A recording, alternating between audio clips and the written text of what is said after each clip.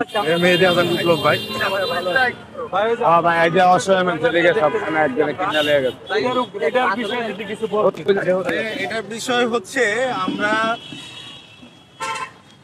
Mainly হচ্ছে আমরা শুক্রবার একটা প্ল্যান করছি। প্ল্যানটা মেনলি আমি একজন কন্টেন্ট ক্রিয়েটর হিসেবে আমরা অনেক কন্টেন্ট বানাই। আমাদের ধরেন কন্টেন্টের ফাঁকে ফাঁকে আমরা কিছু মানবিক কাজ করার ট্রাই করি। তো এই ধরনের বড় ইভেন্ট করতে গেলে আসলে আমাদের ফেসবুকের এখন যে অবস্থা, এটা টাকা দিয়ে কেউ করতে পারবে বলে আমার মনে হয় না। যার জন্য আমার বড় ভাইরে বললাম যে ভাই এরকম কিছু কাজ করতে চাই, আপনি আমাদের সাথে ইনভলভ হন। তখন সে আবার এমনিতে মানবিক কাজ অনেক করে। গত 10-12 বছর ধরে ওনার ইনকামের 80% টাকা দিয়ে উনি করে। এখন সেক্ষেত্রে হচ্ছে উনি এমন সোর্সে দেয় টাকাগুলা, হয়তো ইভেন্টগুলা ভালো করে করতে পারে না, মানুষ জানে না, মানুষের প্রপার কাজে লাগে না। আমরা আবার যেহেতু কন্টেন্ট বানাই, আমরা খুঁজে বের করি অথেন্টিক নিডি মানুষ কারা আমাদের সমাজে। তখন হচ্ছে আমরা ইতিমধ্যে কয়েকজনকে দোকান করে দিছি, ঘর করে দেওয়ার প্ল্যান চলতেছে। পরে একদিন ভাবলাম যে কিছু মানুষকে ঢাকায় একদিন খাওয়াই, যারা অসহায়, সারা বছরে হয়তো একবার গরু খেতে পারে, পুরা বছরটাই খেতে পারে না। তো এই প্ল্যান করে আসলে আমরা নিজেরা করার প্ল্যান করছিলাম যে আমরা নিজেরা করব, কিন্তু আমাদের তো ওইভাবে অভিজ্ঞতা নাই। পরে মাথায় আসে এই মিজান ভাইয়ের কথা। পরে আমি ভাবলাম মিজান ভাইয়ের এখানে অলরেডি প্রচুর মানুষ কমে সস্তায় খায়, প্লাস উনি প্রত্যেকদিন কিছু না কিছু টোকেন মানুষকে ফ্রিতে দিয়ে দেয়, তাই না? তো সেক্ষেত্রে ভাবলাম যে উনিও ফ্রিতে দিয়ে দেয়, অনেকে ওনার কাছ থেকে এসে খাওয়ায়, আমরা এক কাজ করি, আস্ত একটা গরু দিয়ে দিই। আচ্ছা, তো আমাদের ওইরকম বাজেট ছিল না, মানে লিমিট ছিল না। পরে হচ্ছে আমরা মিজান ভাইকে বলি, ভাই কোনো লিমিট নাই, আপনি যত করেন। পরে উনি বললো যে ভাই আমারও তো একটা ক্যাপাসিটি আছে, আপনি যদি 5 লাখ টাকার গরু দিয়ে দেন আমার এখানে রান্না সম্ভব। মিজান ভাইকে দায়িত্ব দিয়ে বলি আপনি যতর মধ্যে কিনতে পারেন। তখন মোটামুটি উনি একটা মিডিয়াম সাইজের গরু কিনে, আর একদিনে আনুমানিক 1500-2000 মানুষ খেতে যে পরিমাণ চাল ডালের দরকার হয়, এই পরিমাণ চাল ডাল উনি একটা লিস্ট করে, আমরা ওই লিস্ট করে ওনাকে পেমেন্ট করে দিই। আর শুক্রবারে এই অনুষ্ঠানটা আমরা মূলত করব। তবে টার্গেট আছে এতিমখানার বাচ্চারা, অসহায় মানুষ, রাস্তায় পড়ে থাকা মানুষ, মানসিক রোগী, তারা প্রেফার করছি আমরা যে তারা যেন আগে খেতে পারে। এছাড়া মিজান ভাইকে ভালোবেসে সবসময় যারা আসে, বিভিন্ন দূর দূরান্ত থেকে আসে, তারাও খেতে পারবে, মানে সবার জন্য উন্মুক্ত। সুতরাং আশা করব শুক্রবারে খুব সুন্দরভাবে এই কার্যক্রম বা ইভেন্ট যেটাই বলি, এই খাবারের আয়োজনটা আমরা যেন সম্পন্ন করতে পারি, কেউ যেন কোনো বিশৃঙ্খলা না করে। কারণ এটা তো নিজের শহরের মধ্যে, নিজের ঢাকার মধ্যে, নিজের দেশের মধ্যে, আমরা যদি কোনো প্রকার বিশৃঙ্খলা করি বদনামটা আমাদের সকলের হবে, কারো একার না। সুতরাং সবাইকে দাওয়াত রইল। আর আজকে আমি সকালে, আমরা সারা রাত আমরা নিউজ দেখেছি, আমি জানি না আপনারা কয়জন ঘুমাতে পেরেছেন এরকম একটা দুর্ঘটনার ফলে। আমি যখন নিউজ দেখে আসলে এত খারাপ অবস্থা দেখলাম, আমি সকালে করাইল বস্তিতে যাই, গিয়ে পুরোপুরি ঢুকতে না পেরেই আমি দেখলাম কিছু মানুষ খাবার বিতরণ করছে। পরে আমি অনেককে জিজ্ঞেস করলাম যে আপনারা কেমন খাবার পাচ্ছেন বা কি প্রয়োজন। পরে আমি একটা অ্যানালাইজ করে আমি ভাবলাম যে আমরা হই, আরো মানুষ হোক, প্রচুর মানুষ যাক ওইখানে, কারণ ওনারা রান্না করে খাবে, পাতিলা প্লেটও নাই, প্লাস অনেকের টাকা আলমারিতে ছিল, তখন ওই টাকাও বের করতে পারে না, মানে পুরো অসহায়।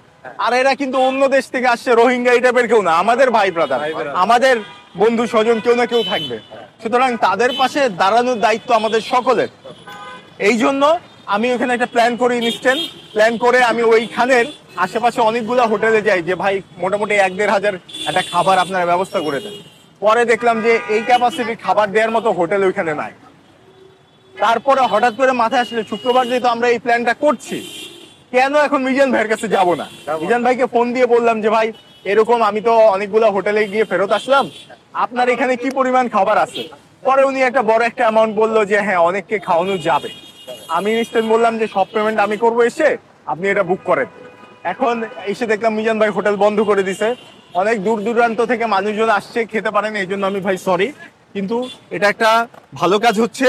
এই কাজের বেনিফিট যে আমাদের অর্থায়ন করছে বিপ্লব ভাই, তারও একার না, আমি আয়োজন করছি আমারও একার না, সকলের। কারণ আপনারা প্রচার করছেন, কেউ এই যে বাচ্চা বাচ্চা পোলাপান সব কাজ করার জন্য রেডি কয় ভাই আমরাও যাব। ওরা তো টাকার জন্য করতেছে না, যে একটা কাজ। এই যে মনে আছে কত বছর আগে আমরা করাইল বস্তিতে বনানীতে আগুন লাগছে, নাইম নামে এক শিশু পাইপ ধরেছিল, ও কি টাকার জন্য ধরছিল? তো এরকম ভালোবাসা, বাংলাদেশের মানুষের যে আবেগ অনুভূতি, এটা তো ভাই পৃথিবীর আর কোথাও পাবেন না, তাই না? এটা তো পৃথিবীর আর কোথাও পাবেন না। সেই অনুভূতি থেকে আপনারা সবাই জয়েন করবেন। আমরা চাই যে আমাদের এটা দেখে অন্য অন্য মানুষরা দাঁড়াক। দেশের শত শত ব্যবসায়ী আছে, আমি বারবার বলি যে ভাই আমাদের দেশে শত শত শিল্পপতি আছে, শত শত ব্যবসায়ী আছে। সবাই যদি এসব কাজে দাঁড়ায় তাহলে তো ভাই দেশে গরিব থাকে না। সবাই টাকা রাখে ব্যাংকে, ভাই ব্যাংকে টাকা রাখবেন, মরে গেলে আপনার 40 খেয়ে বলবে ভাই লবণ কম হয়েছে। তাহলে এই টাকা ব্যাংকে রেখে লাভ কি? আপনি বেঁচে থাকতে আপনি আপনার কাছের ভাই ব্রাদারকে ইনভলভ করে, আপনি ব্যবসায়ী বড়, আপনি পারেন না, আপনার আশেপাশে ভাই ব্রাদারের হেল্প নিয়ে আপনি এরকম আয়োজন করেন, মানুষকে খাওয়ান, মানুষকে দান করেন, তাহলে এটা মৃত্যুর পরে আপনার কবরে যাবে, কিন্তু এই টাকা ব্যাংকে থাকবে, এটা যাবে। তো এই জন্য মূলত আমাদের এই আয়োজনটা। আর প্রচার তিনি করতে চায় না, প্রচার আমি করতেছি ভাই, আমি। কারণ আমরা কন্টেন্ট ক্রিয়েটর, আমাদের প্রচার দরকার আছে, এই জন্য মানুষ যেন জানে। ধরেন আমরা কোনো প্রচার করি না, আমরা হুট করে যদি করাইল বস্তিতে খাবার নিয়ে যাই, বলতে পারে এই ছেলে অন্য উদ্দেশ্যে আসছে। এই প্রচার, এই যে আপনারা প্রচার মাধ্যম প্রচার করেন বিধায় তারা বোঝে যে আমরা এই কাজটার জন্য যাচ্ছি। এই জন্য আমরা প্রচার করতে চাই, কারণ প্রচার করলে পরবর্তীতে আমরা কাউকে ঘর বাড়ি করতে দিব, সে বলবে যে হ্যাঁ তোমার বাবা আমরা দেখছি তোমরা এই কাজ করো, আমরা ঠিক আছে নিব। এই যে আমি কয়েকদিন আগে এক মুক্তিযোদ্ধা, যে কিনা 35 বছর ধরে রাস্তায় পড়েছিল, মুক্তিযোদ্ধার সার্টিফিকেট পায় না, তাকে আমি একটা দোকান করে দিলাম। দোকান করে দেওয়ার পরে সে বলল, বাবা আমি তো এই 35 বছরে আমি কাউকে দেখি নাই আমাকে একটা বেলা খাওয়াইতে, আর তুমি যেদিনই আসো সেদিনই আমাকে খাওয়াও, আমার দোকান করে দিলা, এত টাকার মাল কিনে দিলা। অবাক হয়ে গেল।